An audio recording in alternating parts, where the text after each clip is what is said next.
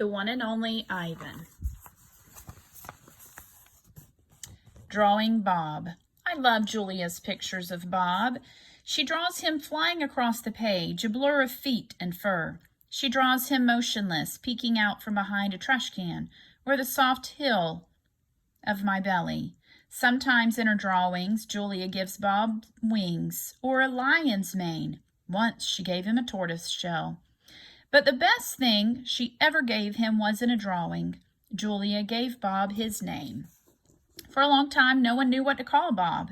Now and then, a mall worker would try to approach him with a tidbit. "Here, doggy," they'd call, holding out a French fry. "Come on, Pooch," they'd say. "How about a little piece of sandwich?" But he would always vanish into the shadows before anyone could get too close. One afternoon, Julia decided to draw the little dog curled up in the corner of my domain. First, she watched him for a long time, chewing on her thumbnail.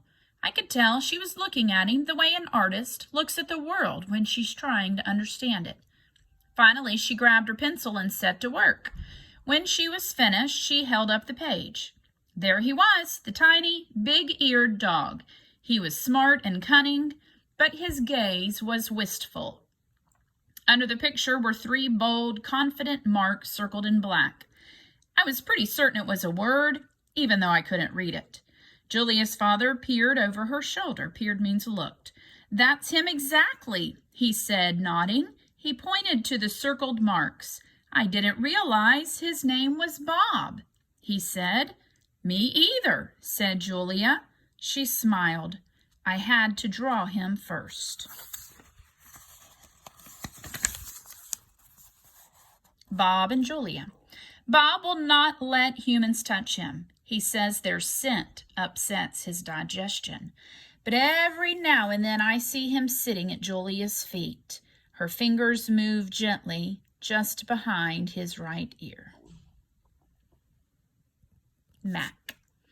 Usually Mac leaves after the first show, but tonight he is in his office working late. When he's done, he stops by my domain and stares at me for a long time while he drinks from a brown bottle. George joins him, broom in hand, and Mac says the things he always says. "How about that game last night?" And "Business has been slow, but it'll get better, you'll see." And "Don't forget to empty the trash." Mac glances over at the picture Julia is drawing. "What are you making?" he asks. "It's for my mom," Julia says. "It's a flying dog." She holds up her drawing, eyeing it critically. She likes airplanes and dogs. Mac murmurs, sounding unconvinced. He looks at George. "How's the wife doing anyway?" "About the same," George says. "She has good days and bad days." "Yeah, don't we all?" Mac says. Mac starts to leave, then pauses. He reaches into his pocket, pulls out a crumpled green bill, and presses it into George's hand. "Here," Mac says with a shrug. "Buy the kids some more crayons." Mac is already out the door before George can yell, "Thanks." Not sleepy. "Stella," I say after Julia and her father go home, "I can't sleep." "Of course you can," she says. "You are the king of sleepers." "Shh," Bob says from his perch on my belly. "I'm dreaming about chili fries." "I'm tired," I say, "but I'm not sleepy." "What are you tired of?" Stella asks. I think for a while. It's hard to put into words. Gorillas are not complainers. We're dreamers, poets, philosophers, nap takers. "I don't know exactly." I kick at my tire swing. "I think I may be a little tired of my domain."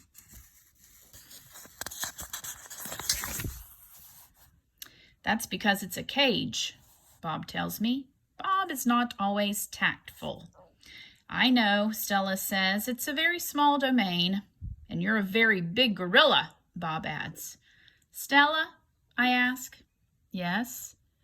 "I noticed you were limping more than usual today. Is your leg bothering you?" "Just a little," Stella answers. I sigh. Bob resettles. His ears flick. He drools a bit, but I don't mind. I'm used to it. Try eating something, Stella says. That always makes you happy. I eat an old brown carrot. It doesn't help, but I don't tell Stella. She needs to sleep. You could try remembering a good day, Stella suggests. That's what I do when I can't sleep. Stella remembers every moment since she was born. Every scent, every sunset, every slight, every victory. You know I can't remember much, I say. There's a difference, Stella says gently, between can't remember and won't remember. That's true, I admit. Not remembering can be difficult, but I've had a lot of time to work on it. Memories are precious, Stella adds. They help tell us who we are. Try remembering all your keepers. You always liked Carl, the one with the harmonica. Carl, yes. I remember how he gave me a coconut when I was still a juvenile. It took me all day to open it. I try to recall other keepers I have known, the humans who cleaned my domain and prepared my food and sometimes kept me company. There was Juan, who poured Pepsis into my waiting mouth, and Katrina, who used to poke me with a broom when I was sleeping, and Ellen, who sang, "How much is that monkey in the window?" with a sad smile while she scrubbed my water bowl. And there was Gerald, who once brought me a box of fat, sweet strawberries. Gerald was my favorite keeper. I haven't had a real keeper in a long time. Max says he doesn't have the money to pay for an ape babysitter. These days, George cleans my cage and Mac is the one who feeds me. When I think about all the people who have taken care of me, mostly it's Mac I recall, day in and day out, year after year after year. Mac, who bought me and raised me and says, "I'm no longer cute." Oh, that's pitiful. As if a silverback could ever be cute. Moonlight falls on the frozen carousel, on the silent popcorn stand, on the stall of leather belts that smell like long-gone cows. The heavy work of Stella's breathing sounds like the wind in trees, and I wait for sleep to find me. It's an interesting way to word that. The beetle. Matt gives me a new black crayon and a fresh pile of paper. It's time to work again. I smell the crayon, roll it in my hands, press the sharp point against my palm. There's nothing I love more than a new crayon. I search my domain for something to draw. What is black? An old banana peel would work, but I've eaten them all. Knot tag is brown. My little pool is blue. The yogurt raisin I'm saving for this afternoon is white, at least on the outside. Something moves in the corner. I have a visitor. A shiny beetle has stopped by. Bugs often wander through my domain on their way to somewhere else. "Hello, beetle," I say. He freezes, silent. Bugs never want to chat. The beetle's an attractive bug with a body like a glossy nut. He's black as a starless night. That's it. I'll draw him. It's hard making a picture of something new. I don't get the chance that often. But I try. I look at the beetle, who's being kind enough not to move, then back at my paper. I draw his body, his legs, his little antenna, his sour expression. I'm lucky. The beetle stays all day. Usually bugs don't linger when they visit. I'm beginning to wonder if he's feeling all right. Bob, who's been known to munch on bugs from time to time, offers to eat them. I tell Bob that won't be necessary. I'm just finishing my last picture when Mac returns. George and Julia are with him.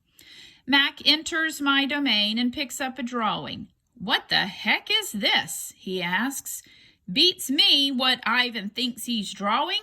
This is a picture of nothing, a big black nothing." Julia's standing just outside my domain. "Can I see?" she asks. Mac holds my picture up to the window. Julia tilts her head. She squeezes one eye shut. Then she opens her eye and scans my domain. I hope you can visualize that. I know, she exclaims. It's a beetle. See that beetle over there by Ivan's pool? Man, I just sprayed this place for bugs. Mac walks over to the beetle and lifts his foot. Before Mac can stomp, the beetle skitters away, disappearing through a crack in the wall. Mac turns back to my drawings. So you figure this is a beetle, huh? If you say so, kid. Oh, that's a beetle for sure, Julius says, smiling at me. I know a beetle when I see one. It's nice, I think, having a fellow artist around.